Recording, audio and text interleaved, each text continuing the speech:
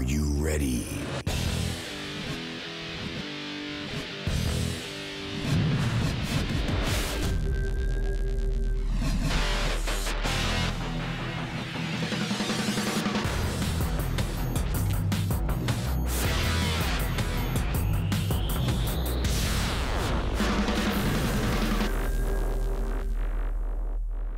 Welcome to Snetterton for the first round of the 2012 Performance Direct Radical Clubman's Cup. We've got a really exciting year ahead and a really exciting field because none of the drivers have ever before won the title, so there really is everything to play for.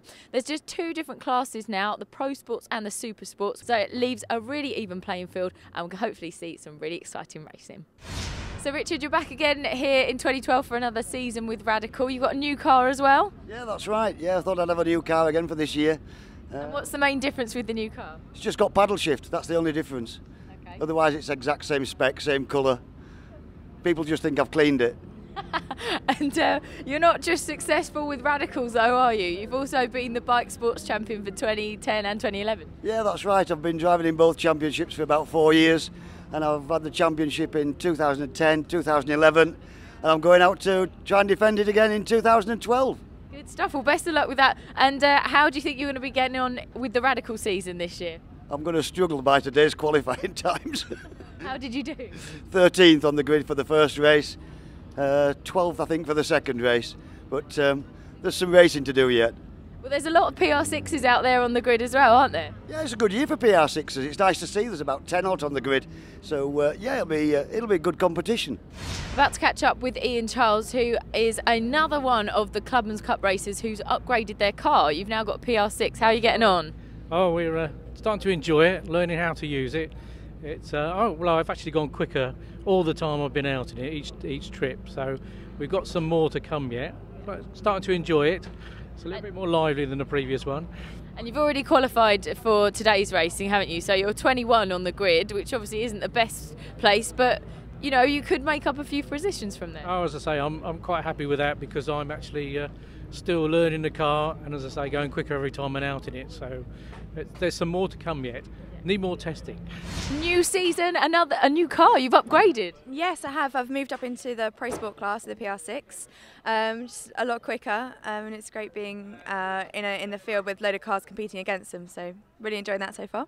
And there are only two classes this year in the Clubman's Cup, aren't there? So how do you think that's going to affect the racing for you? Well, for me, just being in a much bigger class and being competitive with all the cars on the grid, it makes it much more exciting. There's a lot more that you could do during the race and a lot more people out there that you can be having fun with. So I'm really looking forward to the first race of the season. Brilliant. And what are the main differences that you found in driving a PR6 compared to your old car? Well, it's got a lot more downforce. The SR4 had a lot of character. This is a lot more stable. But you've really got to point in the right direction. There's no being ladylike driving this car. Also sitting in the middle is a bit of a shock at first, but you get used to it quite quickly. So it's still a Radical at heart.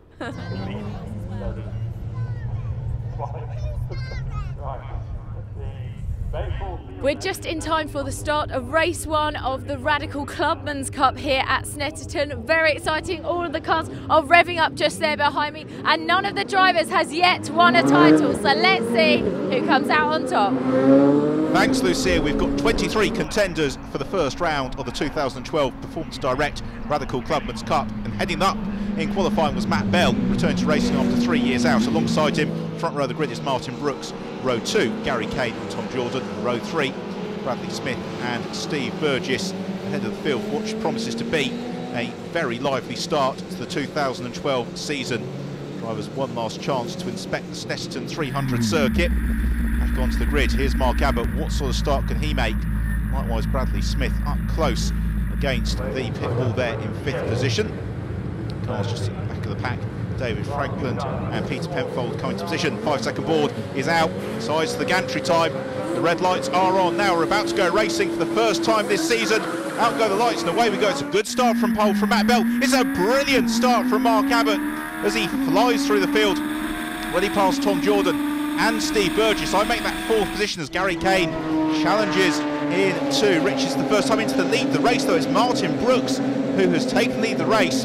2 classes in the Radical Clubman's Cup, and it's the Pro Sport car of Martin Brooks that leads from the Super Sport of Martin Bell. Everybody, glad to report, cleanly through the opening exchanges. There's Brian Murphy, the 57 car, off in hot pursuit of the race leaders who already turned through Palmer. Good battle shaping up with Mark Abbott, having made up that early ground, now having one or two closing in onto his tail into the hairpin at Agostini. And Steve Burgess, he's trying to get past Mark Abbott. He's also got Bradley Smith right on his tail in the white car to worry about, as Gary Kane there in third position, the bright orange machine. Change of livery this year for Gary. Certainly can't miss that one on dark night, as Bradley Smith looks to the inside of Steve Burgess, and they make contact, do they? Maybe, maybe not. Around the outside of Oggies, though, holding his line is Steve Burgess. Robust start to the race, the pair of them, but there's Steve Burgess. He's got Bradley Smith behind him, and actually that attempt from Bradley Smith has placed him now into the clutches of Andy Cummings in the black and yellow car. They accelerate down the Bentley straight. Tom Jordan also in the mix there as well. Right inside Bradley Smith, checking the mirrors there on arrival into Brundle and Nelson. As coming out of Nelson is the race leader Martin Brooks. He looks to gap the rest of the field.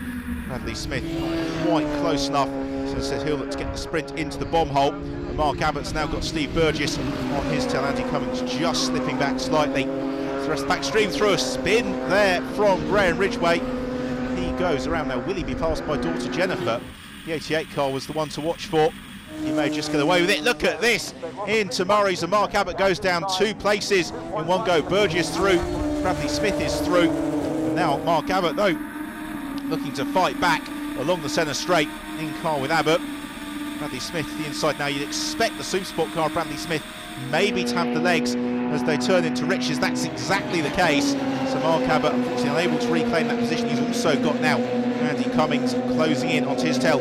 Cummings looks to the inside as they turn into the hairpin of Montreal. He gains the place. Good move there from Andy Cummings. Here Mark Abbott, both stalwart campaigners. A little bit further down the order here, we've got a good battle with Chris Blades just around the outside of Ben Dimmick. And Dimmick in the Pro Sport car unable to gain the position. There's Jennifer Ridgway, who we're hearing from a little bit earlier on. She's in pursuit of Doug Carter. A pair of them both in the Pro Sport class. Meanwhile, at the end of the Bentley straight into Brundle and Nelson, here comes the Burgess and Smith battle. Steve Burgess, the sky blue number 2 car. Bradley Smith, we have shared much of the early exchanges with, in car with him as he accelerates on towards the now much tighter core and curve on this new Snetterton 300 circuit. To set up for a good exit from Murray's and accelerate up the centre straight. Further battling behind, it's John McLeod there, a number 14 car. The pink flashes, I only mean that he's entered by Stancombe Vehicle Engineering. He's got Jennifer Ridgway in hot pursuit though.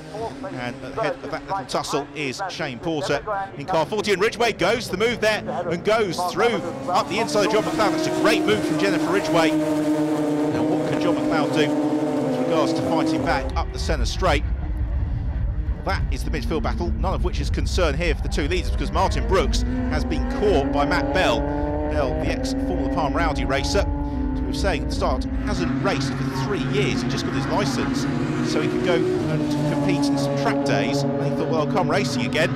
He's found a home in the Radical Clubman's Cup, and he's going very well at the moment into the hairpin at Agostini. And Martin Brooks doing enough to keep him behind for the moment. They'll accelerate then on towards Hamilton. That's the very quick left-hander, which the race leaders should correct, turn through together. Then it's on to Oggies and Williams. Oggies tightening right-hander. We're going to see a move here possibly for the lead, because Bell's got the inside line. They accelerate on towards Williams, and yes, Matt Bell takes the lead of the race away from Martin Brooks. And you can see that he was once an FPA racer and a single-seater man, because he just moved offline there, Martin Brooks, making sure that he'd sealed the deal. Now, can Bradley Smith repeat the trick as he looks to get past Steve Burgess? This is the fight for 4th position. At the moment, Burgess prevails in 4th, with Smith in 5th, and Andy Cummings in 6th position. Roles reversed at the front of the field. What can Martin Brooks do about reclaiming the lead of the race as Smith goes for it down the Bentley straight into Brundle Nelson? He's made it stick. He moves up into 4th position. Great move there from Bradley Smith. Now he's going to try and pull away from Steve Burgess. And Burgess is the meat in the sandwich, because he has got to attack Bradley Smith whilst also defend from Andy Cummings. We've got a spin there from Tom Jordan. And that little black cross you can see on the rear of the car means he's a novice driver. He's done only a handful of motor races. Great to see new drivers coming into the sport and coming into the very warm and welcoming Radical paddock. Tom Jordan showed great form in qualifying. Let's see what he can do in the second race. We've got a good battle going on further down the order. That's Chris Blades, who carves through the field there. He gains the one place into Murray's. He should be able to hold on to that from Ben Dimmick, although Dimmick in hot pursuit up the centre straight. Matt Bell in the lead of the race, and just beginning to put a little bit of daylight between himself and Martin Brooks. About Steve Burgess, he's got no daylight between himself and Andy Cummings, so Bradley Smith in fourth, maybe just easy way. Burgess and Cummings though fighting out for fifth and sixth. Yes, Bradley Smith is not too far up the road, is he? Just flashing through front of shot there. This has been a good drive from Andy Cummings because he's really just done the watching and waiting job there in sixth position. Well, Gary Kane, it's a very solid third place. He's not quite had the pace of the leaders. He's been able to pull away comfortably for the rest of the field. Back to the John McLeod and Shane Porter battle. A pair of them were conjoined in qualifying, very closely matched times, and has been much the same in this race. Richard's bodywork just flapping there in the rear of Martin Brooks' car. I wonder if that is affecting the handling slightly. I don't think so. It's more cosmetic than anything. It's just a slight distraction for the driver, feeling the slight vibration through some of those quicker turns. But he's still staying in touch with the race leader, Matt Bell. Now Steve Burgess has shaken off the attention of Andy Cummings. He's coming back towards Bradley Smith. Then we have got a great fight here between number 5 car Mark Abbott. He's got Tim Porter there in 53 on his tail. It's been a busy race for Mark Abbott. He has to go slightly defensive en route to the Montreal hairpin. Which order will they arrive? We're about to find out. And yes, Mark Abbott has still got that place, although Tim Porter in the SR3 closing in on the PR6 of Mark Abbott. They accelerate out of Palmer and then onto the hairpin at Agostini, one of the many overtaking opportunities here at Snetterton. Now this is what we wanted to see. Richard Stables and Bill Henderson having a great tussle. Stables in 95, Henderson in the red number 7 machine. Richard Stables, driver who I always enjoy watching in the Radical Clubman's Cup, always a lively driver as Porter looks to the inside of Abbott. I think Mark Abbott's going to fall for that one. Up the inside into Brundle and Nelson. It's the typical Snetterton manoeuvre. Mark Abbott therefore able to guess that was Tim Porter was trying and defend his line. They accelerate on towards Coram Curve. Through Coram they come. Now Porter could possibly look up the inside into Murray's, but no he can't because Mark Abbott has just moved middle of the road. Doesn't leave a Radical SR3's width to the inside. Back to the Richard Stables and Bill Henderson battle. And Stables, car glued to the road there through Bombhole. A great shot. You can really see just how nimble these Radicals are and how much fun the drivers are having behind the wheel. Jennifer Ridgway certainly joined this race. She's got Timothy Lance in her tail, John McLeod just in front, and Chris Blades as well looking to make up places. So Blades in the Wasp liveried yellow and black machine, closing on the British Racing Green 66 car of Tim Lyons, and Jennifer Ridgway at the head of that trio of cars. And Blades looks to carve up the place. He does. He goes past Timothy Lyons, and that's a good move there because he blocks out Lyons, so Lyons can't get the switch back onto the centre straight. So I think Chris Blades has probably made that position stick. Back to the head of the field, and Matt Bell remains in the lead, although he has still got reasonably close company, Martin Brooks. There's Brooks turning into Palmer, as coming out of the corner is the race leader Matt Bell. Steve Burgess in 5th position. There's Andy Cummings in 6th, there he is. And then we have the slight wait here for the ongoing battle between Mark Abbott and Tim Porter. Abbott, let's not forget, is 2nd in the Pro Sport class. That's currently being headed up by the man in 2nd place in the race overall, Martin Brooks. And then in the Super Sport class, it's Matt Bell, the race leader, who heads up that class from Gary Kane and Bradley Smith. Back to the John McLeod tussle. There's McLeod, there is Jennifer Ridgway, and Chris Blades in number 80 with Timothy Lyons. And then side by side between Doug Carter and Ben Dimmock, and it's Carter who's just got the advantage over Dimmock as they turn through. Riches again, more novice crosses to be seen there. Super to see these new drivers coming into motorsport and getting involved in the thick of the action. Very early stage of their racing career. It's David Franklin and Ian Charles again having a good little battle. pair of them accelerating out of Palmer. Comes this fight for these midfield positions. On towards Agostini. Jennifer Ridgway turns in, looks to try and carry the speed through, which she doesn't quite do. Around she goes, the rear of the car just breaking away. So Jennifer Ridgway, unfortunately echoing her father Graham's efforts on the first lap of the race, spinning away a handful of positions. I think she lost 4 in that manoeuvre to Ian Charles and David Franklin battle. It's David Franklin who's still just got that advantage over Ian Charles. Got an instant there. It's Chris Blades and Timothy Lyons who go off. I think it was a spin from Blades, and then Lyons having no option but to take evasive action. Glad to see both drivers rejoin. I don't think they've lost time, they've actually lost too much in the way of positions. In fact, Jennifer Ridgway would appear to be on course to gaining back one of the places that she lost with that spin earlier on. And so that feeds her back into the action as exiting Nelson's Shane Porter. He's still got John McLeod on his tail through the bomb hole. And then on towards Coram Curve. The checker flag is out though, and it's the win for Matt Bell. It's been a great comeback to racing for Bell, and a very strong second place as well from Martin Brooks. Bell winning the race overall and the Supersport class. Brooks taking the Pro Sport class win, and second and then third place in the race going to Gary Kane. In fourth place and rounding out the Supersport podium, that was Bradley Smith, with then Mark Abbott finishing second in the Pro Sports from Brian Murphy in third. Now it's time for the first time this season for the drivers to celebrate on the podium with some champagne.